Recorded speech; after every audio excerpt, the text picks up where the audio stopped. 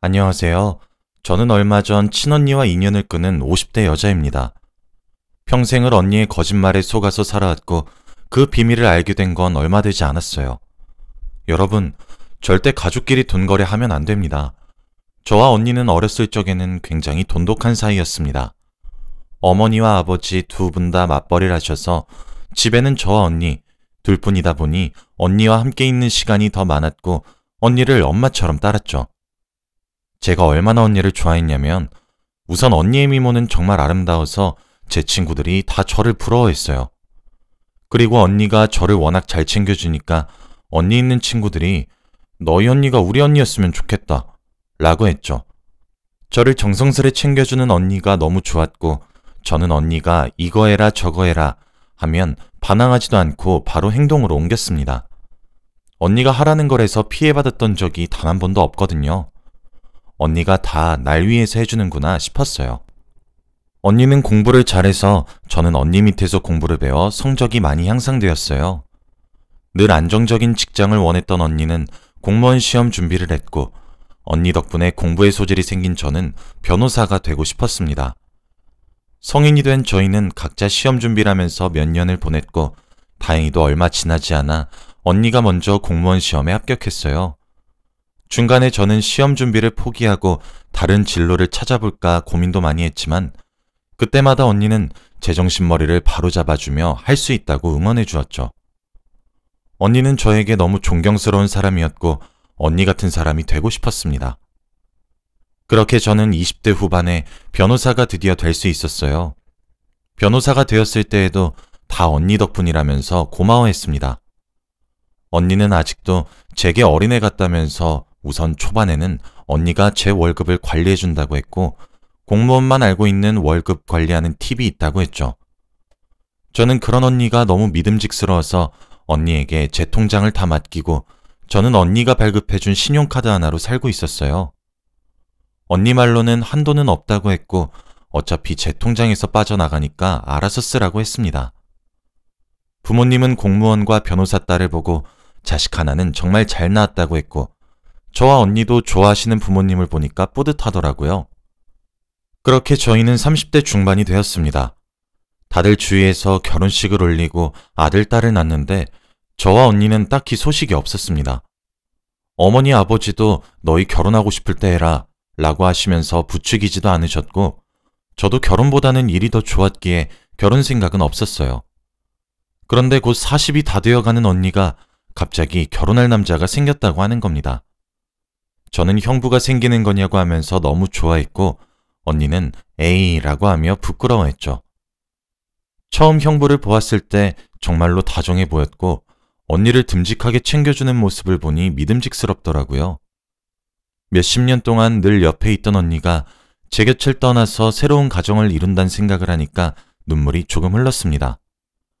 그렇게 형부를 만나고 집으로 돌아와서 언니와 도란도란 이야기를 나누는데 갑자기 제 손을 잡더니 나연아, 미안한데 혹시 언니 결혼자금 좀 빌려줄 수 있을까?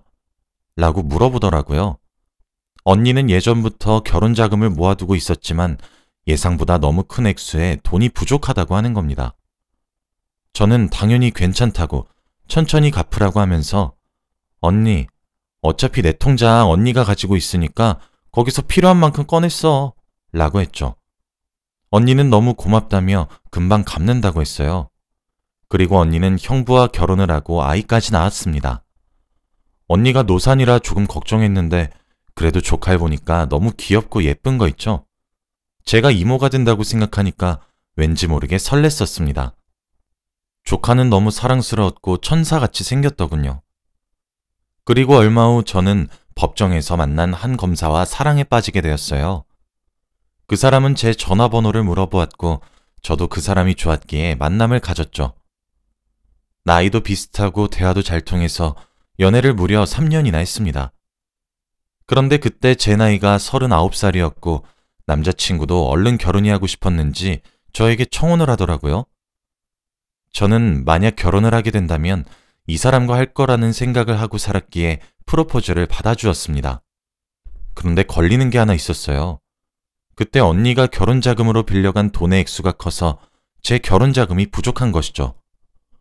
저도 결혼 자금으로 모아둔 돈이었는데 언니가 아직 갚지 않아서 돈이 비었습니다. 이 사실을 언니한테 어떻게 말을 해야 할지 고민이 되었어요. 당장 찾아가서 돈 갚으라고 하면 언니가 많이 상처받을 것 같았거든요.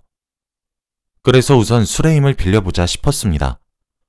저는 언니에게 언니, 오늘 단둘이 술 한잔 어때? 라고 물었고 언니가 좋다고 하길래 저희는 언니 집 근처에 있는 술집에서 오랜만에 술을 한잔 했습니다. 둘 다 취기가 조금씩 올라왔고 눈이 풀리기 시작했죠. 저는 그때 언니에게 언니, 그때 언니 결혼자금으로 빌려간 돈 있잖아. 혹시 지금 돌려줄 수 있어? 내가 돈을 급히 써야 할 때가 있는데 돈이 비어서. 아, 맞다. 내가 깜빡했네. 미안해, 우리 동생. 내일 입금할게. 라고 말하더라고요. 그런데 다음 날이 되어도 언니는 돈을 입금하지 않았습니다. 전화도 받지 않았고 문자를 남겨도 읽지 않았죠. 결국 형부에게 전화를 걸어서 언니를 바꿔달라고 했습니다. 언니, 지금 밤 12시가 다 돼가는데 오늘까지 돈 입금해 준다며. 무슨 돈? 나 그런 말 한 적 없는데? 아니, 어제 술 먹으면서 얘기했던 거 기억 안 나? 언니가 저번에 빌려간 돈 오늘까지 갚는다며. 야, 너 언니가 그렇게 못 믿어? 내가 혹시 돈 안 갚고 튀어버릴까봐? 아, 너 정말 실망이다. 갚으려 그랬어. 그리고 네가 천천히 줘도 된다며. 공무원 월급 그거 얼마나 된다고? 에휴, 있는 놈들이 더 한다더니. 그리고 네 형부 공장 다니는데 우리 셋이 먹기 살기도 빠듯해.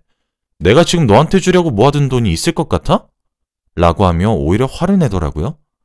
언니가 그렇게 화를 내니까 제가 큰 실수했나 싶었습니다. 아니야. 그냥 이번 달 안으로 보내줘. 화내는 언니한테 돈을 갚으라는 말을 하면 더 사이가 틀어질까봐 아무 말도 못했어요.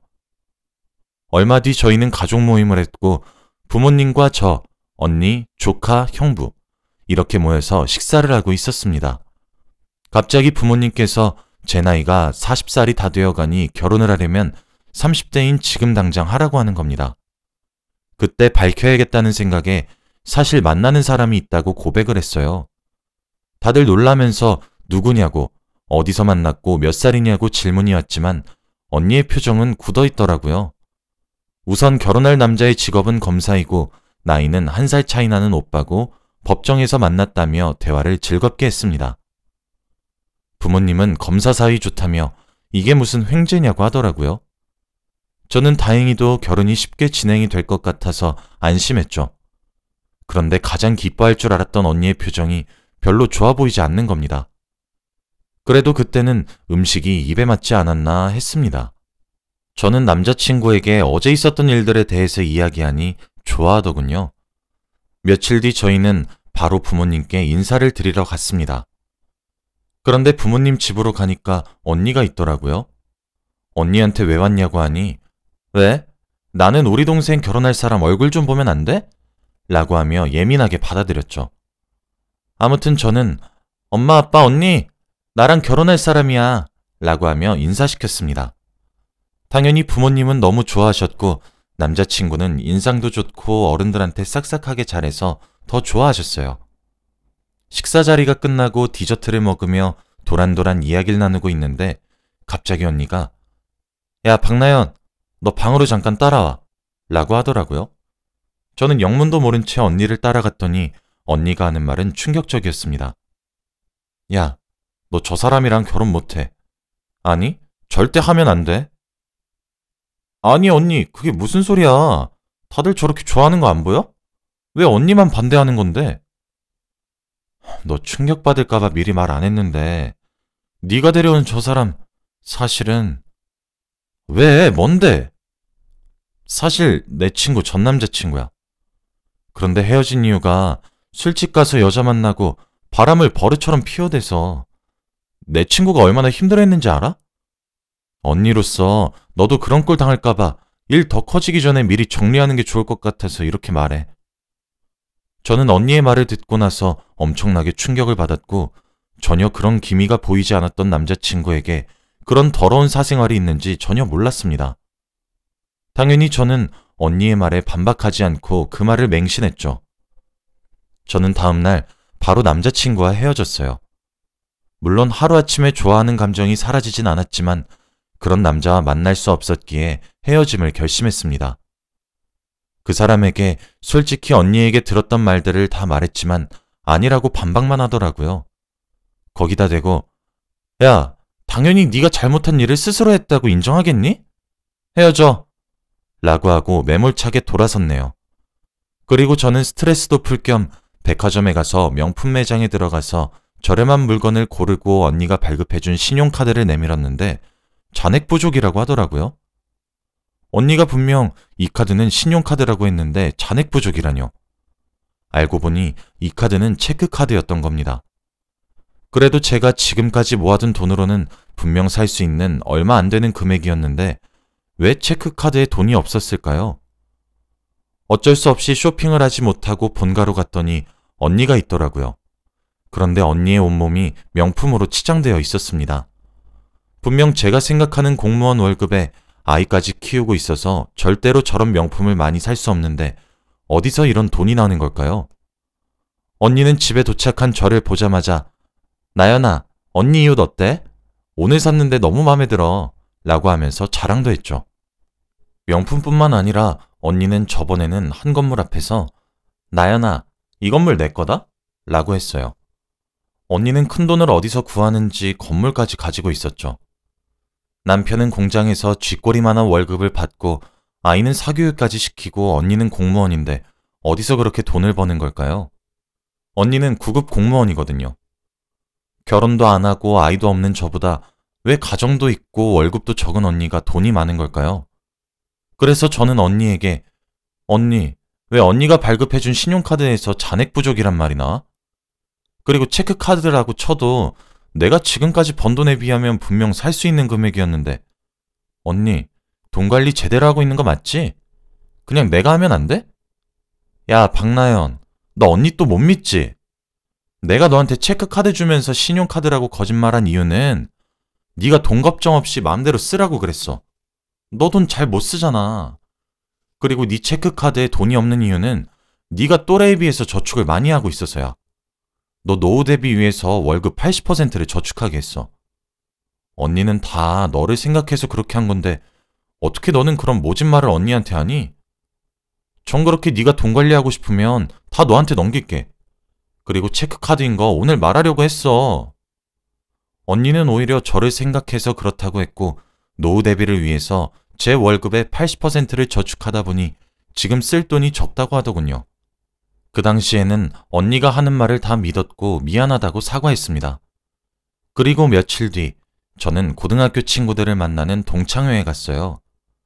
친구들은 저보고 야, 우리 변호사 친구 아니야? 부럽다. 정말 남자들이 줄을 서지? 아니야, 무슨. 나 돈 잘 못 벌어. 나 차 봐봐. 국산차잖아. 남자도 없다, 얘. 제가 변호사라고 하면 다들 저에게 돈 많이 벌어서 좋겠다고 부러워하지만 생각외로 저는 돈도 잘 못 벌고 씀씀이도 적습니다. 결혼한 친구들은 노처녀가 왜 돈이 없냐면서 겸손해지지 말라고 하네요. 동창회에 갔다 온 후부터 돈에 대한 욕심이 생기기 시작했고 친구들이 나이를 먹어서도 예쁘게 꾸미는 모습을 보니까 저도 저를 가꾸고 싶더라고요. 저는 일을 열심히 해서 대형 로펌으로 옮겼고 확실히 그곳으로 가니 월급이 눈에 띄게 올랐습니다. 대신 일이 정말로 많아졌죠. 의뢰인 한 분 한 분을 정성스럽게 모시니 할머니 의뢰인 분께서 제 손을 턱 잡으시고는 아이고 우리 변호사님 덕분에 제가 감옥에 안 갈 수 있었습니다. 제 생명의 은인이세요. 제가 얼마 되진 않지만 아까 수고비를 조금 더 입금했습니다. 부담스러워하지 마시고 맛있는 거 사드세요. 라고 말해주시더라고요. 할머니께서 너무 애절하게 말씀하셨고 돈을 이미 입금해 주신 상태라 바로 돌려드릴 수 없었고 우선은 잘 받겠다고 했어요. 그리고 저는 일을 일찍 마치고 은행으로 가서 할머니께 돈을 돌려드리기 위해 얼마를 저에게 보내셨는지 확인했습니다. 그런데 은행 직원분은 아리송한 표정을 짓더니 박나연님? 박나연님 명의로 된 통장은 없는데요? 라고 하더라고요. 저는 너무 놀랐고 할 말이 떠오르지 않았습니다. 분명 제 월급과 통장과 저축통장, 그리고 소비통장 등 제 명의로 된 통장이 몇 개는 있을 텐데 하나도 없다뇨? 그때 제 머릿속에는 언니가 스쳐 지나갔습니다. 그럼 혹시 박나선이라는 명의로 된 통장은 있나요? 저희 언니인데. 네, 언니분 통장은 굉장히 많아요. 나연님 통장 명의가 다 언니분인데요? 언니는 제 모든 통장의 주인이었고 제가 쓰던 카드는 언니가 가끔씩 저에게 용돈 개념으로 돈을 보내주는 거였어요. 이때까지 당연히 제 명의로 된 통장인 줄 알았습니다. 그리고 더 놀라운 사실은 제 월급의 30%를 언니가 횡령하고 있더라고요. 첫 월급 때부터 지금까지 해왔으니 억 단위는 되겠네요. 언니 명의로 된 제 월급 통장에 돈이 들어오면 거기서 30%는 언니 개인 통장으로 돈을 이체했습니다. 제 돈으로 명품도 사고 건물도 사고 했던 것이었죠. 저는 화가 치밀어 올라서 당장 언니 집으로 향했어요. 언니 집 비밀번호는 다 알고 있었기에 연락도 없이 비밀번호를 누르고 들어갔는데 안방에서 전화하는 소리가 들리더라고요. 제가 온지 모르는 것 같았고 계속해서 전화를 하는데 언니 목소리였습니다. 아니, 이제 와서 이 짓을 그만하라고? 공장 다니면서 쥐꼬리만 월급 버는 당신이 지금까지 외제차 끌고 명품 옷 입는 이유가 다 이것 때문인데 이제서야 내 동생한테 양심에 찔린다고 그만하자고? 그럼 우리 하루아침에 거지 돼. 우리 애 지금 교육 열심히 받아야 하는 나이잖아. 친구들 사이에서 왕따 당하면 어떡해. 우리 애 예쁜 옷 입히고 좋은 대우 받으면서 살려고 다 이러는 거야. 내가 이렇게 살려고 무슨 짓까지 했는지 알잖아. 그때 동생이 데리고 온 검사 남자 진짜 괜찮아 보였는데 우리 욕심 채우려고 거짓말까지 해가면서 결혼 반대한 거 몰라? 나연이가 경제적으로 독립해버리면 우리 돈줄 없어지는 거라고. 사람은 진짜 괜찮아 보였고 나연이도 정말 행복해 보였는데 여기까지 온 순간 절대 돌이킬 수 없어. 당신 그런 나약한 소리 다시 하기만 해봐. 언니는 전화를 끊고는 안방문을 열고 나왔고 안방문 앞에서 전화 내용을 다 듣고 있던 저와 눈이 마주쳤습니다. 언니는 저를 보자마자 소리를 치면서 뒤로 자빠졌고 저는 언니를 째려봤죠. 언니, 지금까지 저게 다 무슨 소리야? 언니 욕심 채우려고 내 돈을 가져가? 아니, 나연아, 내 말 좀 들어봐. 다 이유가 있어. 응? 내가 언니를 얼마나 믿었는데 다 날 위한 거라며. 근데 형부랑 언니랑 조카 편하게 살려고 지금까지 내 돈 횡령한 거였어? 나한테 말 한마디도 없이? 아니야, 들어봐. 언니 공무원이잖아. 그런 사기치면 감옥 갈 각오해야 돼. 다 너 돈 불려주려고 그랬던 거야. 너 노후 대비하려고 저축 많이 한댔잖아. 그리고 저 전화 다 거짓말이야. 네 돈 하나도 손 안 댔어. 내가 어떤 언니인데, 응? 언니 믿지?